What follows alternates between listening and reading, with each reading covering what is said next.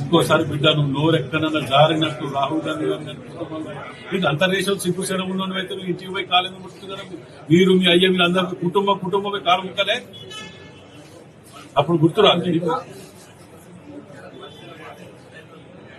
అసలు నిజంగా కూడా చెప్పాలంటే ముఖ్యమంత్రి గారి దయ వల్ల ఇవాళ మీరు బయట తిరుగుతారు. ఇంకా వద్దు వద్దు వద్దు అని మీరు చేసిన పాపాలని మేము ఎండగడుతుంటా కూడా వద్దు ఓకే పట్టండి కక్ష సాధింపు చర్య అంటారు. వద్దు వద్దు అనటం వల్ల ఇవాళ వరకు ఓకే పడతాం.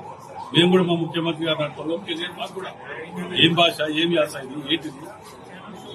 పొద్దుగా లంగా లఫుడు వాళ్ళు చెయ్యని పనులున్నాయా?